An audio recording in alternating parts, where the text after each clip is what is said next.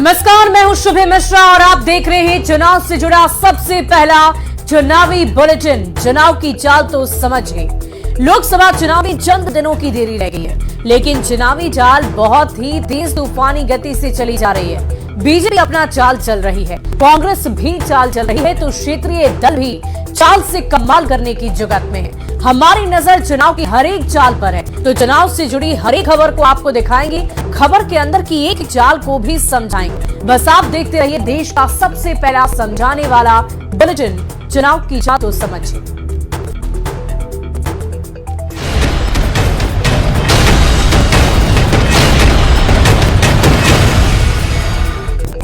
और प्रधानमंत्री नरेंद्र मोदी एक बार फिर बिहार के दौरे पर थे। 5 दिन में दूसरी बार बिहार आए प्रधानमंत्री ने बेतिया में अरबों की विकास योजनाओं की सौगात दी है। तो वहीं लालू प्रसाद की ओर से पीएम के परिवार नहीं होने को लेकर भी लालू फैमिली पर एक बार फिर जोरदार प्रहार किया। अपने भाषण में एक बार नहीं बल्कि 3 बार जंगल राज शब्द का प्रयोग कर पीएम ने चुनाव से पहले विरोधियों को आईना दिखाने की पूरी कोशिश की है। ये रिपोर्ट देखिए।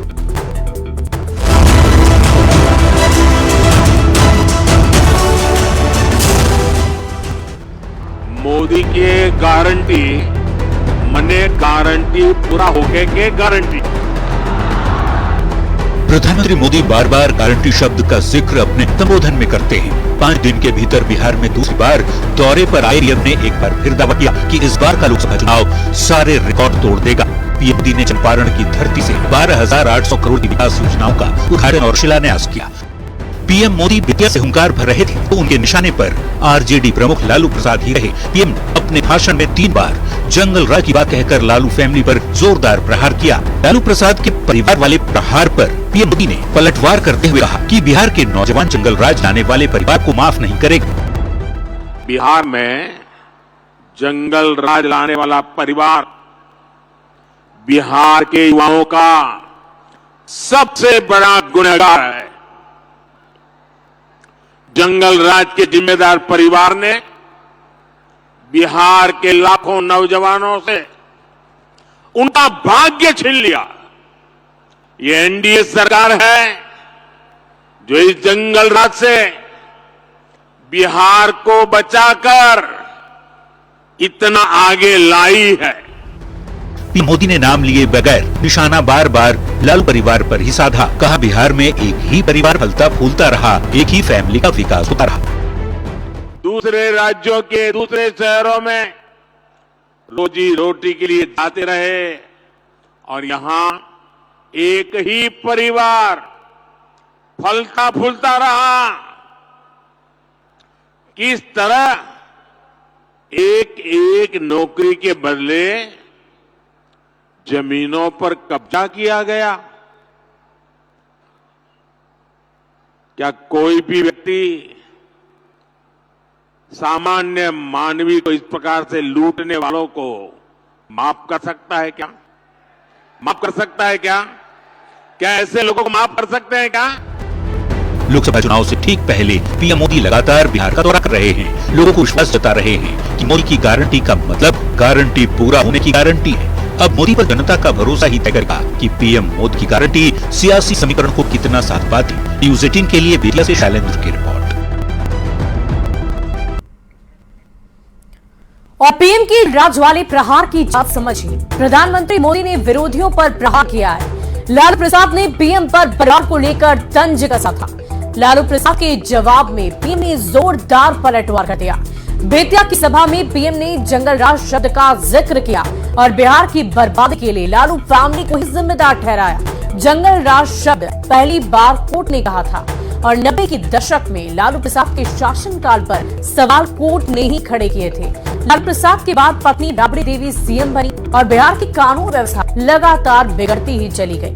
लालू फैमिली के 15 साल के शासनकाल पर पीएम ने पलटवार कर प्रहार भी किया है। देखने वाली बात होगी कि इन जनसभाओं में कही गई बातों का कितना असर बिहार जनता के ऊपर होता है। प्रधानमंत्री मोदी के बयान पर लालू प्रसाद ने भी जवाब दे दिया है। लालू प्रसाद ने कहा है कि हमने किसी तरह की कोई गलती नहीं की और ना ही कुछ गलत रहा है। साथ ही मैं हूं मोदी का परिवार अभियान पर भी तंज कसा है। अपने को क्लियर कर दिया है बचाव में, हम मोदी के परिवार हैं, सब मोदी के परिवार बन जाओ, मोदी का परिवार बन जाओ। तो दूसरा बात उससे में हम जो बोले कि मरने के बाद मोछ बाल के सब छिलवाया जाता है, नाखून टूंगवाया जाता है, तो सब छिलवा लो तो हम मानेंगे कि तुम लोग परिवार हो, मनावटी परिवार हो। तो अभी बाल छिलवाओ ना सब, क्यों नहीं बाल छिलवा रहे हो?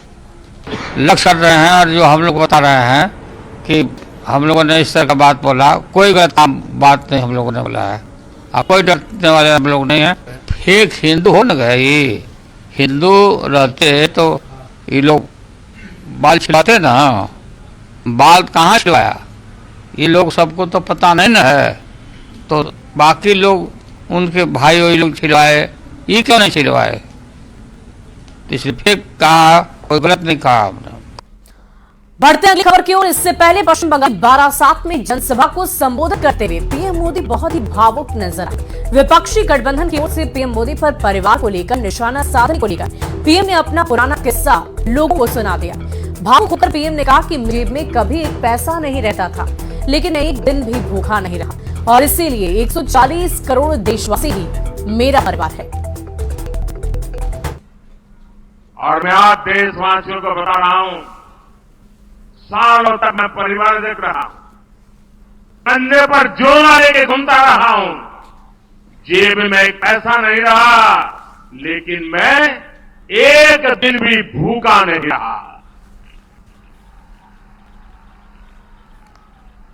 और इसलिए मैं कहता हूं, यही मेरा परिवार। 140 करोड़ देशवासी, ये मेरा परिवार। और परिवार पर पीएम की भावुक चाल को आप भी समझ लीजिए। इंडिया अलायंस लगातार पीएम पर निशाना साध रहा है। पीएम के परिवार नहीं होने की बात कही जा रही है। पश्चिम बंगाल की जनता से पीएम ने भावुक बात कह दी है, अपने पुराने की याद लोगों को दिलाई। पैसे नहीं होने पर भी कभी भूखे नहीं रहे। विरोधियों पर पीएम ने जोरदार पलटवार कर दिया। 140 करोड़ देशवासी ही मेरा परिवार है, इसकी चर्चा बार बार प्रधानमंत्री नरेंद्र मोदी चुनाव से पहले कर रहे हैं, और लोगों को खुद से कनेक्ट करने की, खुद से जोड़ने की कोशिश की जा रही है। आप ये बताने की कोशिश कर रहे हैं कि मेरे लिए नेशन फर्स्ट। विरोधियों पर प्रहार कर पीएम ने उन्हें बैकफुट पर ले आया है। अब आप समझ सकते हैं कि चुनाव की तारीख अब ज्यादा दूर नहीं, ऐसे में जनता को खुद से कनेक्ट करने की कोशिश प्रधानमंत्री की तरफ से की जा रही है। बढ़ते आगे, लालू प्रसाद यादव के बेहद करीबी भोला यादव की मुश्किलें और ज्यादा बढ़ गई है। रेलवे में जमीन के बदले नौकरी देने के मामले की जांच लगातार जारी है। सीबीआई ने उनके खिलाफ सप्लीमेंट्री चार्जशीट दाखिल कर दी है। सीबीआई की ये कार्रवाई लैंड फॉर जॉब की इसकी जांच के दौरान मिले सबूतों और दर्ज बयानों के आधार पर की गई। सीबीआई ने 3 आरोपियों के खिलाफ सप्लीमेंट्री चार्जशीट दिल्ली की राउ जवेरियो कोर्ट में दायर किया है। सूत्रों के अनुसार लालू प्रसाद के निजी सचिव रहे भोला यादव के अलावा इस चार्जशीट में अशोक कुमार और बबीता नाम के आरोपियों के नाम शामिल है। सीबीआई की विशेष कोर्ट इस सप्लीमेंट्री चार्जशीट पर 14 मार्च को संज्ञान लेगी या नहीं, फैसला तो उसी दिन होगा। आपको बता दें कि 2004 से लेकर 2009 के बीच लालू प्रसाद के रेल मंत्री रहते भोला यादव उनके निजी सचिव हुआ करते थे। और चुनाव से पहले चार्जशीट वाली चाल को समझिए। लोकसभा चुनाव से पहले लालू के करीबियों पर शिकंजा। रेलवे में लैंड फॉर जॉब केस में कार्रवाई लगातार जारी है। भोला यादव पर सप्लीमेंट्री चार्जशीट दाखिल कर दी गई है। भोला समेत 3 लोगों पर सप्लीमेंट्री चार्जशीट दाखिल की गई। नौकरी के बदले जमीन लेने का आरोप लगाए। लालू प्रसाद 2004 से लेकर 2009 के बीच रेल मंत्री रह चुके हैं। भोला यादव लालू प्रसाद के निजी सचिव हुआ करते थे। रेलवे में नौकरी से जुड़ा ये पूरा मामला हमेशा से विवादित रहा है, और इस पूरे मामले की जांच सीबीआई हर एंगल से कर रही है। अब तक के मिले सबूतों के आधार पर ये कड़ी कार्रवाई की गई है, जिसके आधार पर आगे भी भोला यादव की मुश्किलें बढ़ती हुई नजर आ रही है। बढ़ते आगे, लोकसभा चुनाव में कल्पना सोरेन जेएमएम की स्टार प्रचारक हो सकती है। 2 दिन पहले ही उन्होंने सियासत के मैदान में धमाकेदार एंट्री ली थी, और अब हेमंत सोरेन की गैर मौजूदगी में उन्हें जेएमएम के इलेक्शन कैंपेन की बागडोर थमाई जा सकती है।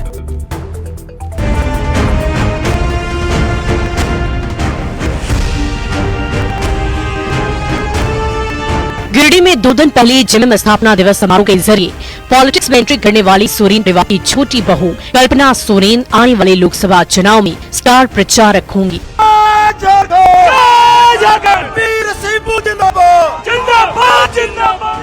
पर मुख्यमंत्री हेमंत सोरेन फिलहाल जेल में हैं। ऐसे में उनकी गैर मौजूदगी में जेएमएम के इलेक्शन कैंपेन की बागडोर कल्पना सोरेन के हाथ में होगी। ऐसे कल्पना सोरेन जी का भव्य स्वागत हुआ है। आपने देखा ही होगा किस तरह से हम गिरी वाले स्थापना दिवस समारोह में गए थे और वहाँ पर सभी लोगों ने दिल खोलकर उनका स्वागत किया, रास्ते भर उनका स्वागत किया। तो वो भी निश्चित रूप से एक महत्वपूर्ण चेहरा होंगी। इंडिया गठबंधन के बीच सीट शेयरिंग का ऐलान अब तक नहीं हुआ है। चर्चा है कि कांग्रेस को रांची, खूंटी, लोहरदगा, गोड्डा, हजारीबाग, धनबाद, चतरा या पलामू में से कोई भी सीट मिल सकती है, जबकि जेएमएम के हिस्से दुमका, राजमहल, गिरिडीह, सिंहभूम और जमशेदपुर जैसी सीट आ सकती है।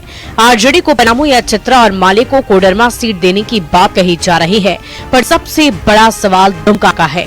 कहा जा रहा है कि जामा की जेएमएम विधायक सीता सोरेन की बेटी जयश्री को इस बार जेएमएम उम्मीदवार बनाया जा सकता है। माना जा रहा है कि दुमका सीट पर जेएमएम नहीं लड़ेंगे, तो क्या परिवार से कोई होगा या इस पर अभी कुछ भी नहीं कर सकते हैं, क्योंकि ये सारा निर्णय संयुक्त रूप से लिया जाएगा और लेवल के जो हमारे वरिष्ठ नेतागण हैं वो भी रहेंगे, उसमें दूसरी पार्टी के लोग भी रहेंगे। सब मिल बैठ के कोई अच्छा मतलब जीत का भरोसा दिला सके ऐसे ही कैंडिडेट को चुना जाएगा। जैसे जैसे लोकसभा चुनाव का वक्त नजदीक आ रहा है, वैसे वैसे गठबंधन के अंदर सीट शेयरिंग और टिकट को लेकर जोड़ तोड़ तेज हो गई है। फिलहाल सबकी निगाहें गठबंधन के अंदर चल रही राजनीतिक रस्साकशी पर टिके हुए है। संजय सिन्हा, न्यूज़ 18, रांची। और कल्पना की स्टार प्रचार वाली चाल समझिए। हेमंत सोरेन भ्रष्टाचार के आरोपों में जेल में बंद है। चुनाव के दौरान पति की गैर मौजूदगी में कमान पत्नी संभालेंगी। कल्पना सोरेन खुद चुनाव में प्रचार प्रसार करेंगी। पार्टी उम्मीदवारों के पक्ष में लोगों से वोट की अपील करेंगी। जनता तक हेमंत सोरेन का संदेश भी कल्पना सोरेन ही पहुंचाएंगे और इलेक्शन कैंपेन की बागडोर कल्पना सोरेन के हाथ में होगी। जेएमएम की ओर से कल्पना को पार्टी के स्टार प्रचारक के तौर पर रखा जाएगा। कल्पना लोगों तक सरकार की उपलब्धियों को गिनवाएंगी, उन्हें बताएंगी। लोगों से कल्पना बहुत ही भावुक रूप से अपील करेंगी। चुनाव में मुद्दा भुनाने की कोशिश भी कल्पना सोरेन की तरफ से की जाएगी। देखने वाली बात होगी कि इसका कितना असर कल्पना सोरेन की बातों का झारखंड की जनता पर होता है। फिलहाल हमारे इस खास बुलेटिन अभी के लिए बस इतना ही। आप बने रहे न्यूज़ 18 बिहार झारखंड के साथ।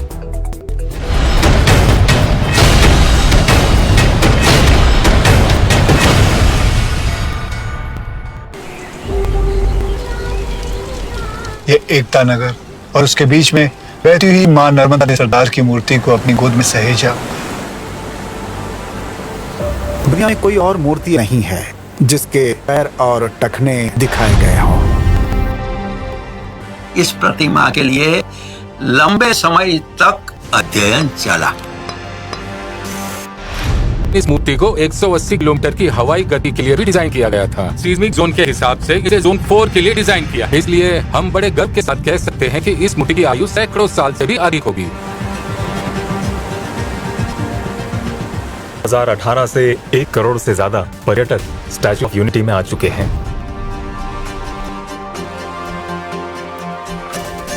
पर्यटन में लोग जो कुछ भी देखना चाहते हैं वो सब स्टैच्यू ऑफ यूनिटी में मौजूद है।